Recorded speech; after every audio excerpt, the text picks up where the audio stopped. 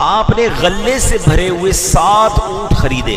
یعنی آج کے زمانے میں سمجھاؤں کہ 7 ٹرک ہیں فوڈ اسٹف کے اناج کے بھرے ہوئے کوئی خرید لے تو 7 غلے سے بھرے ہوئے اونٹ خریدے اور نبی پاک علیہ السلام کی خدمت میں پیش کیے. صحابہ کرام جب یہ اونٹ دیکھے تو بڑے خوش ہو گئے. دوسری طرف منافقوں کے چہرے غمگین ہو گئے. تو نبی پاک علیہ السلام کی بارگاہ میں جب وہ 7 اونٹ پیش کیے گئے تو آپ نے فرمایا یہ کیا ہے, کس کی طرف سے ہے؟ عرض کیا گیا یا رسول اللہ صلی اللہ علیہ وسلم عثمان غنی نے آپ کی خدمت میں تحفہ بھیجا ہے. حضرت عثمان غنی رضی اللہ تعالیٰ عنہ عظیم صحابی رسول ہیں. سرکار علی وقار علیہ السلام کی پھوپھی جان حضرت ام حکیم رضی اللہ تعالی عنہا کے نواسے, یا یوں کہہ لیجئے کہ ذرا دور کے رشتے سے نبی پاک علیہ السلام کے وہ بھانجے لگتے ہیں. سابقین اولین میں سے ہیں, یعنی ابتدا میں قبول اسلام آپ نے کیا.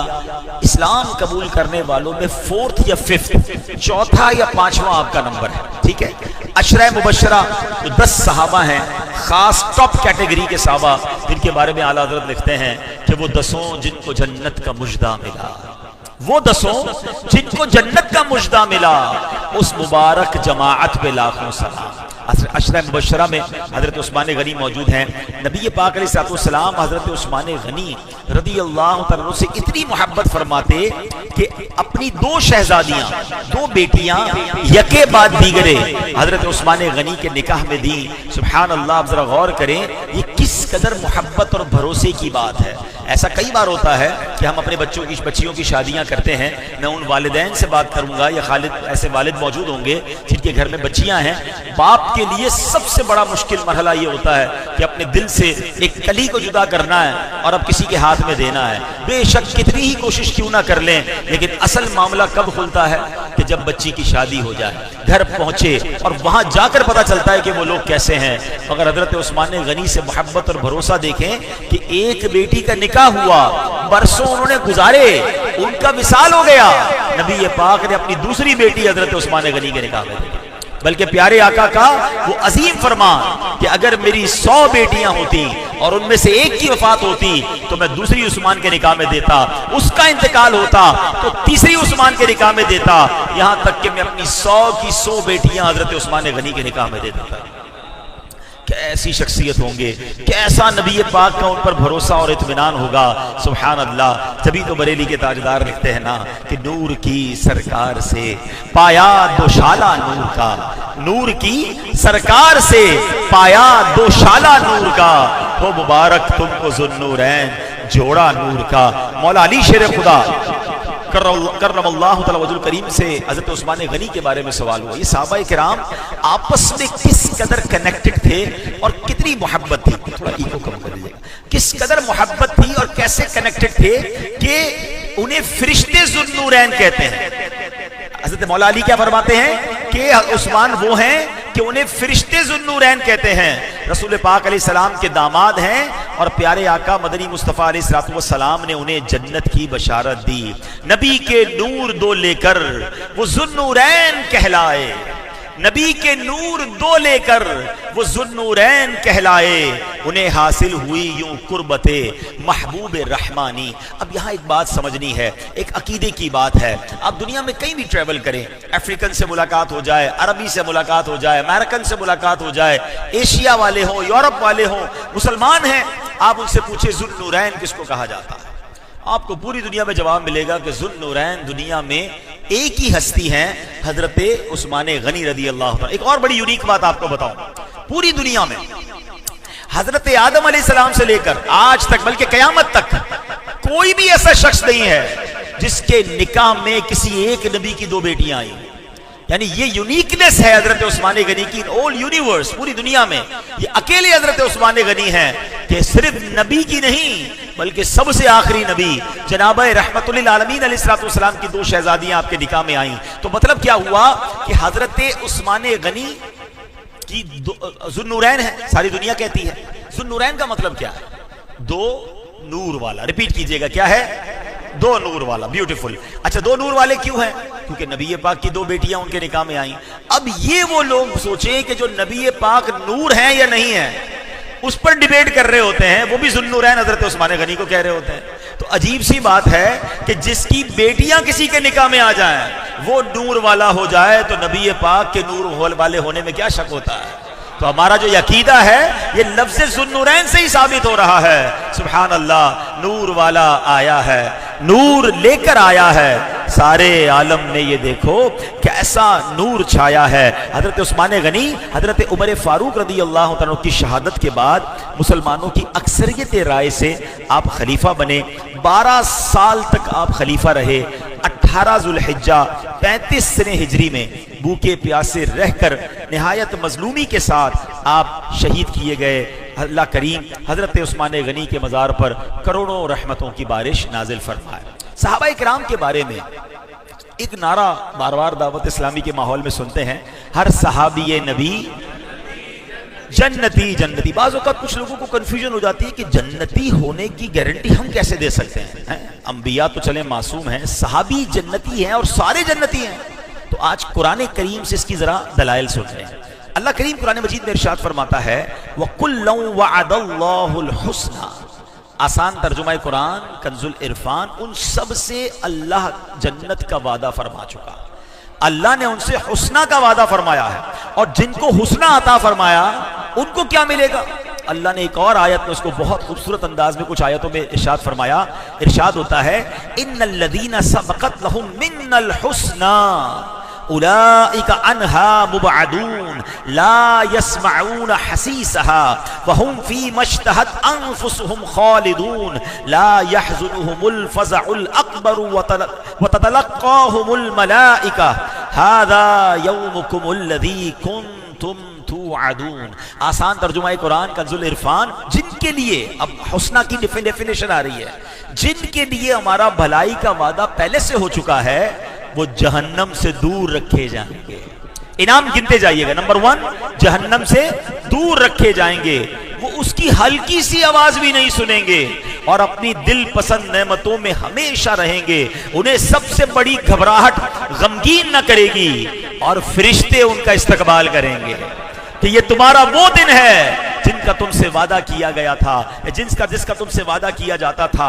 اب میرے پیارے اسلامی بھائیوں سمجھ یہ آ رہی ہے قرآن کی آیتوں سے کیا سمجھ آ رہا ہے کہ جو اللہ پاک نے جن سے حسنہ کا وعدہ کیا وہ صحابہ کرام ہیں. ان کو 5 انعامات عطا ہوں گے. نمبر 1 وہ جہنم سے دور رکھے جائیں گے، جہنم کی بھنک بھی نہ پڑے گی، اتنا دور ہوں گے. نمبر 3 وہ اپنی من مانتی مرادوں میں ہمیشہ رہیں گے. نمبر 4 قیامت کا والے دن کی بڑی گھبراہٹ سے وہ امن میں رہیں گے، کوئی خوف نہیں ہوگا. اور نمبر 5 فرشتے ان کا استقبال کرتے ہوئے کہیں گے یہ وہ دن ہے جس کا تم سے وعدہ کیا گیا تھا. تو صحابہ کرام کی یہ شان ہے. تو ہر صحابی کے بارے میں ہمارے ذہن میں آلویز پازیٹیو تھنکنگ آنی چاہیے. کچھ لوگ بدقسمتی سے کچھ نہ کچھ صحابہ کے بارے میں نیگیٹو بات کرتے ہیں. ارے جن سے رب نے جنت کا وعدہ فرما لیا ہم کون ہوتے ہیں ان کے بارے میں بات کرنے والے؟ علماء کرام بڑی ہی جس کو کہنا حساس بات فرماتے ہیں، بڑی جس کو کہیں کہ سینسٹیو بات ہے کہ صحابہ کرام پر اعتراض دراصل رسول پاک علیہ السلام کی تربیت پر اعتراض ہے. آپ کسی کے اسٹوڈنٹ پر اعتراض کریں تو کیا ہوگا کہ یار تمہاری ایسی تربیت کی تمہارے استاد نے، تو یہ ایکچولی تربیت پر جب اعتراض ہوگی تو استاد پر اعتراض ہوگا. ارے جن کو صحبت مصطفیٰ ملی ہے اور خود رسول پاک علیہ السلام فرماتے ہیں، نبی پاک نے یہ نہیں فرمایا کہ یہ جو میرے سامنے صحابہ ہیں یہ جناب تاروں کی مانند ہیں، یا یہ فرمایا کہ اصحاب بدر تاروں کی مانند ہیں، یا یہ فرمایا کہ اس سال سے اس سال کے درمیان کے میرے صحابہ ستاروں کی مانند ہیں. نہیں، نبی پاک نے مطلقاً ارشاد فرمایا اصحابی کالنجوم، میرے صحابہ ستاروں کی مانند ہیں. اور ڈیفائن کیا کیا؟ فَبِأَيِّهِمْ اِهْتَدَيْتُمْ، ان میں سے جن کی بھی پیروی کرو گے تم کامیاب ہو جاؤ گے.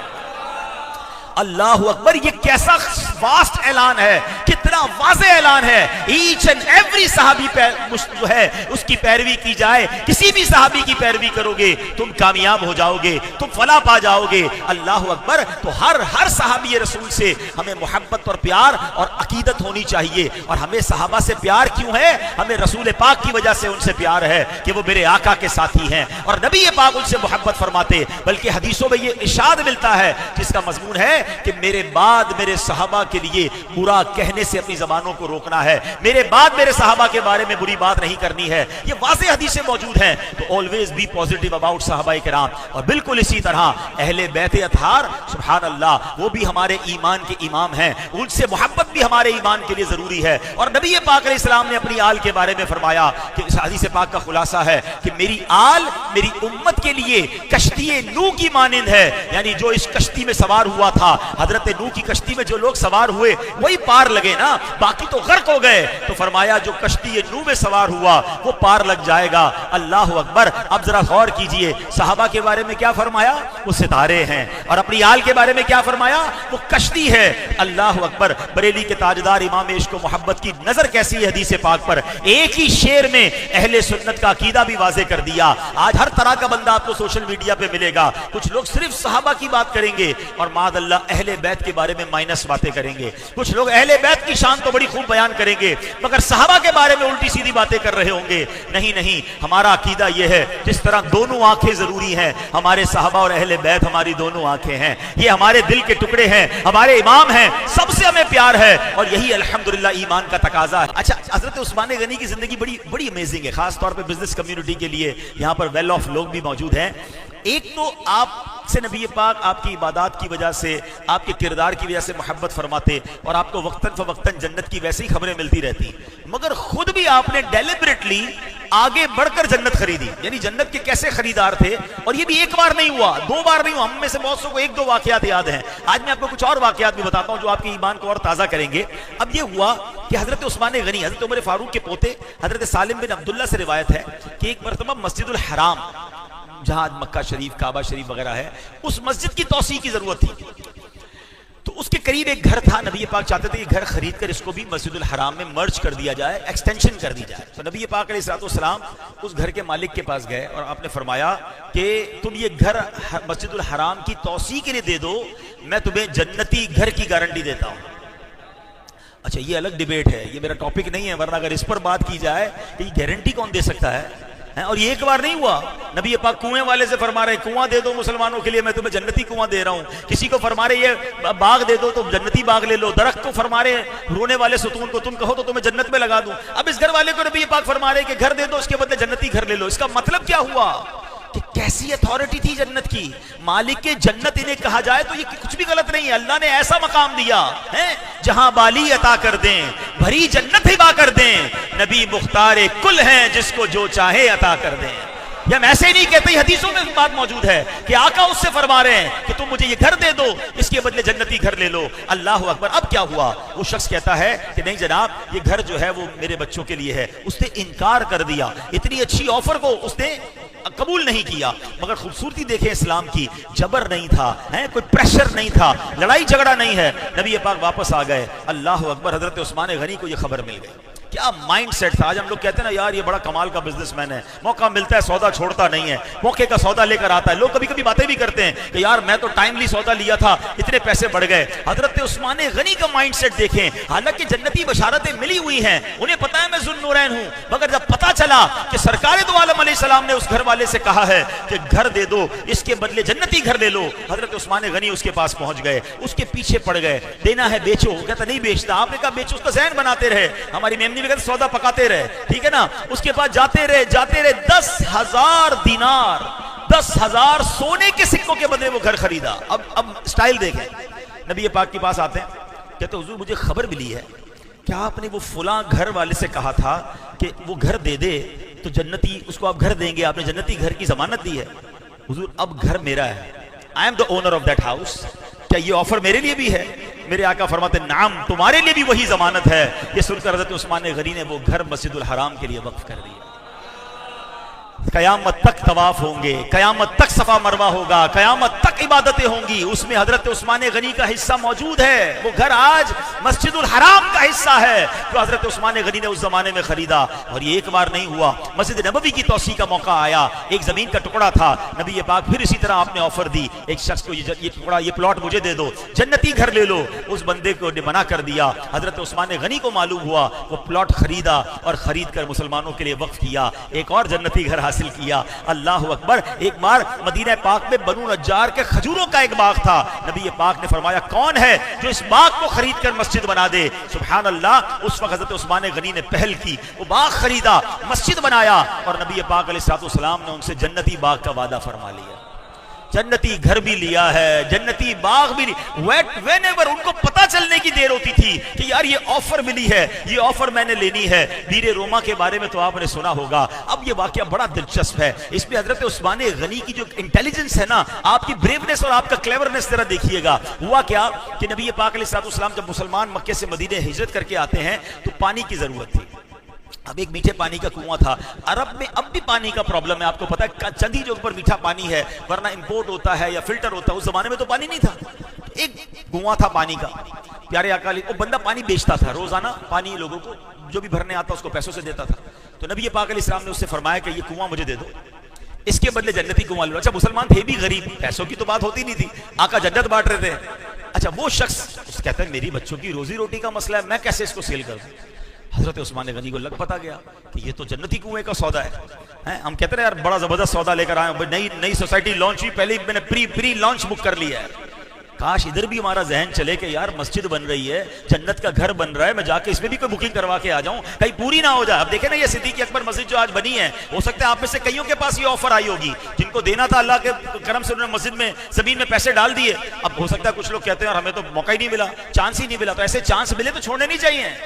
حضرت عثمان غنی کا مائنڈ سیٹ دیکھیں. آپ گئے اس کنویں والے کے پاس, فرمایا کنواں مجھے دے دو, پیسے بتاؤ. کہتا ہے میں نے بیچنا ہی نہیں ہے, میرے بچوں کی روزی سے لگی ہوئی ہے. بھائی آپ پیسے بتائیں نا. ڈیل چلتی رہی. اس نے کہا میں نے بیچنا ہی نہیں ہے.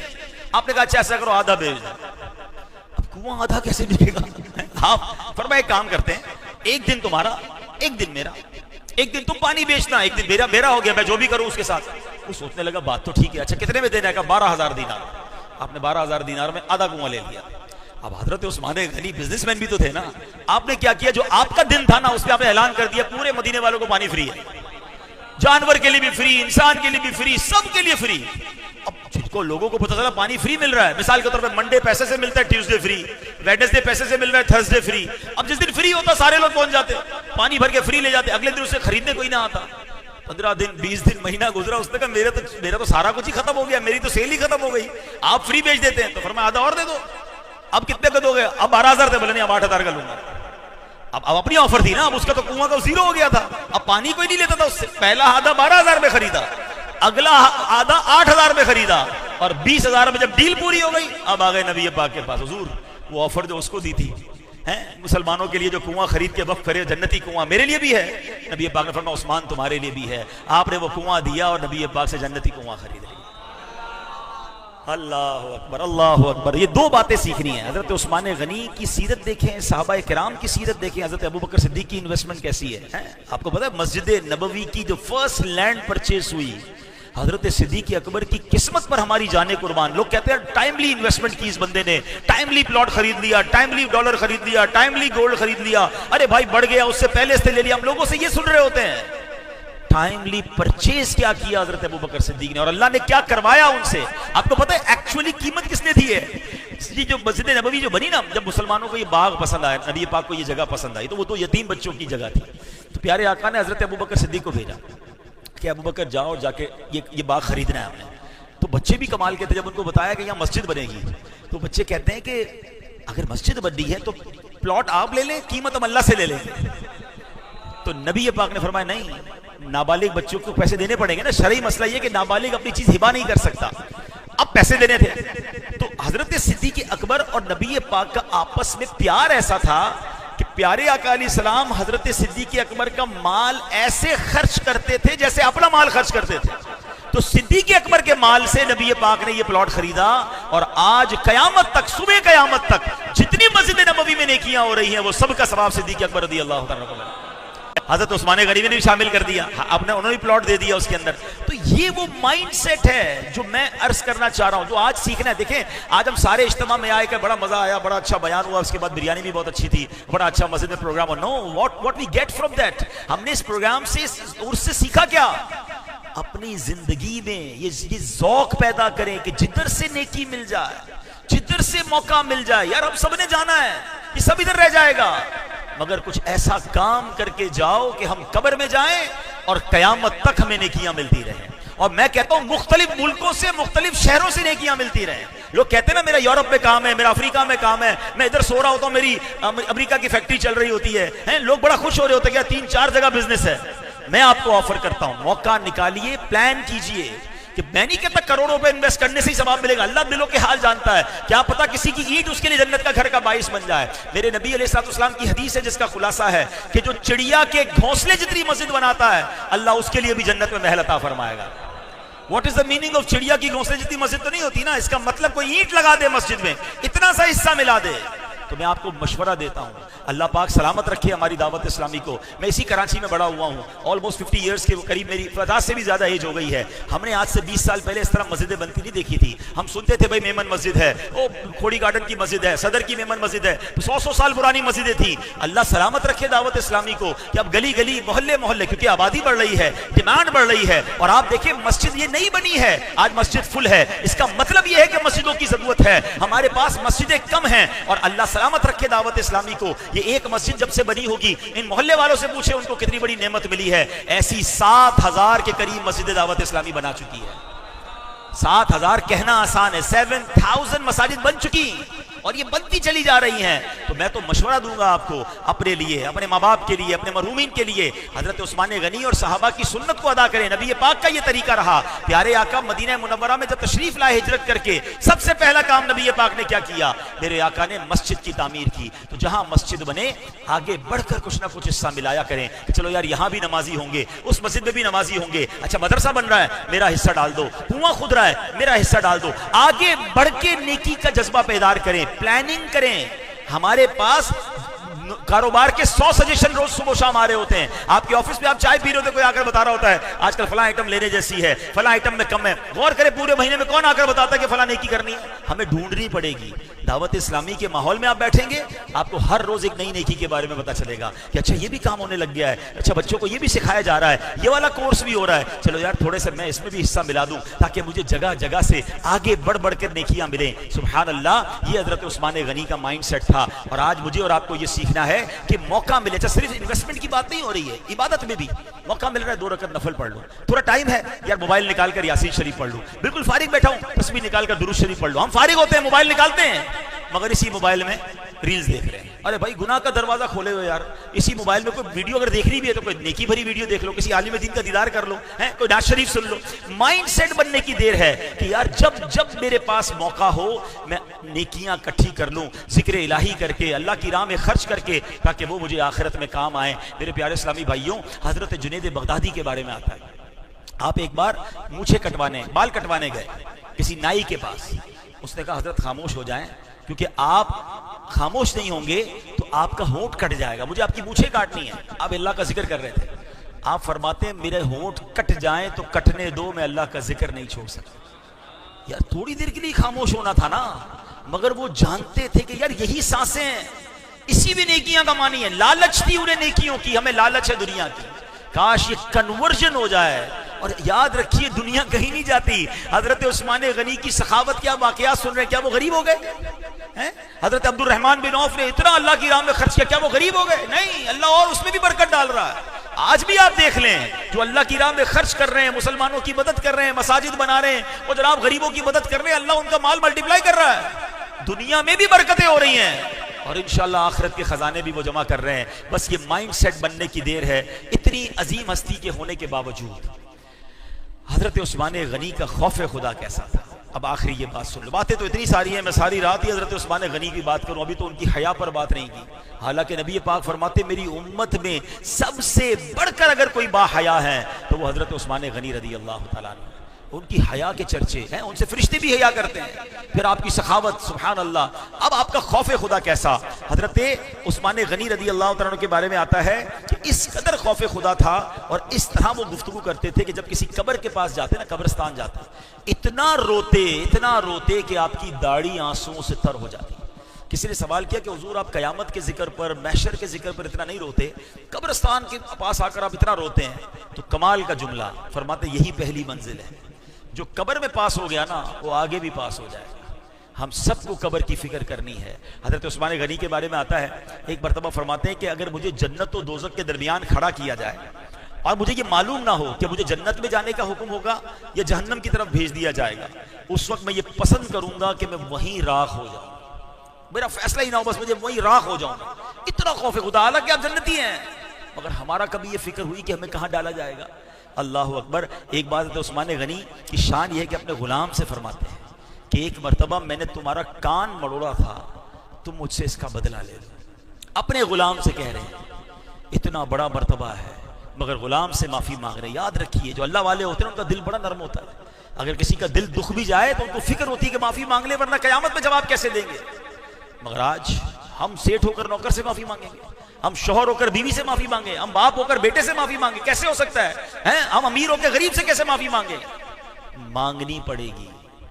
اگر ظلم کیا ہے، زیادتی کی ہے، دل توڑا ہے تو آج مانگ لو، ورنہ قیامت کے دن ظالم کا گریبان ہوگا اور مظلوم کا ہاتھ ہوگا۔ اللہ مظلوم کے ساتھ ہوگا، جس کے منہ میں دو آتا ہے بکی جا رہا ہے، گالیاں نکالتے ہیں لوگ، ذلیل کر رہے ہوتے ہیں، غریب آدمی بیچارہ بعض اوقات تو ملازم روز سیٹ کی گالیاں سن رہا ہے، کیا کرے، نوکری کہیں اور ملے گی نہیں، چند باتیں سنی لو یار بھائی، گھر بھی تو چلانا ہے۔ ایک بھائی سے کچھ دنوں پہلے کسی نے پوچھا ہے کتنی سیلری کتنی ہے، شاید 80,000 روپے بتایا اس نے، 80,000 تنخواہ ہے۔ تو اس نے کہا 80,000 تو اچھی تنخواہ ہے، تو کہتا ہے 40,000 کام کرنے کی ہے، 40,000 گالیاں سننے کی۔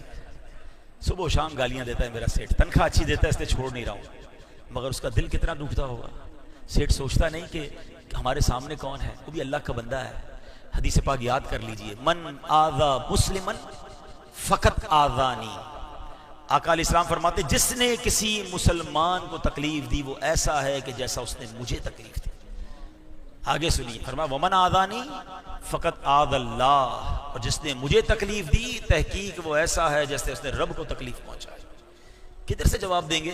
جو منہ میں آیا، جو دل میں آیا، میں امیر ہوں، میں طاقتور ہوں، میں مشہور ہوں، میں جناب نامور ہوں، میں کسی کو کچھ بھی کہہ دوں اس کا کچھ نہیں ہوگا۔ نہیں، آپ کو اپنی بیوی کے ساتھ بھی زیادتی کرنے کی اجازت نہیں ہے، اپنے بچوں کے ساتھ بھی ناحق بات کرنے کی جو ہے وہ اجازت نہیں ہے۔ امیر اہل سنت کو اللہ سلامت رکھے، ایک بار مدنی مذاکرے میں اتنی کمال کی بات فرمائی، آپ فرماتے ہیں اگر باپ نے بیٹے کا ناحق دل دکھایا ہے تو باپ کو بیٹے سے معافی مانگنی پڑے گی، شوہر نے بیوی کا دل دکھایا ناحق تو شوہر کو بیوی سے معافی مانگنی پڑے گی۔ اور آگے بڑھ کر ایک اور سٹیپ فرماتے ہیں کہ اگر پیر نے مرید کا دل دکھایا ہے تو پیر کو مرید سے معافی مانگنی پڑے گی۔ ہم لوگ انٹچیبل بن گئے ہیں، میں کیوں معافی مانگوں، سب مجھ سے معافی مانگے، نہیں۔ اور پھر آگے کیا خوبصورت اس کی وضاحت فرمائی کہ خود نبی پاک علیہ الصلوۃ والسلام صحابہ کے سامنے فرماتے تھے نا، کسی کا حق آتا ہے تو مجھ سے لے لو۔ آقا علیہ الصلوۃ والسلام جب غلاموں سے یہ بات کر سکتے تو میں اور آپ کیا چیز ہے؟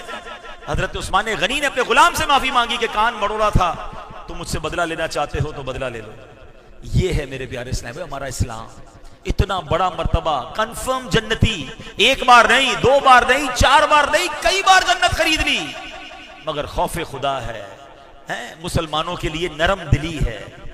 ایک بار حضرت عثمان غنی کی بارگاہ میں نبی پاک، حضرت عثمان غنی کے پاس نبی پاک تشریف لے گئے عیادت کرنے۔ عثمان غنی زمین کی طرف منہ کر کے لیٹے ہوئے تھے۔ آقا نے فرمایا عثمان سر کیوں نہیں اٹھا رہے ہو؟ کہتے یا رسول اللہ صلی اللہ علیہ وسلم مجھے اللہ پاک سے حیا آتی ہے۔ نبی پاک نے فرمایا عثمان حیا کیوں آتی ہے؟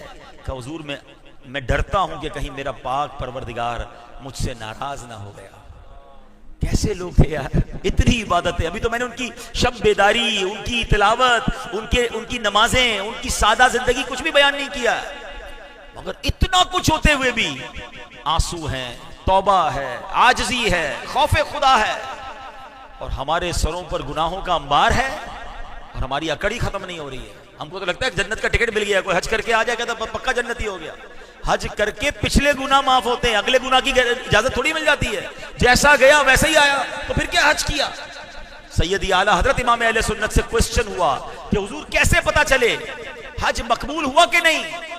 اعلی حضرت فرماتے ہیں کہ اگر پہلے سے اچھا ہو کر لوٹا ہے، نیک بن کر لوٹا ہے، تو سمجھ لو حج مقبول ہو گیا۔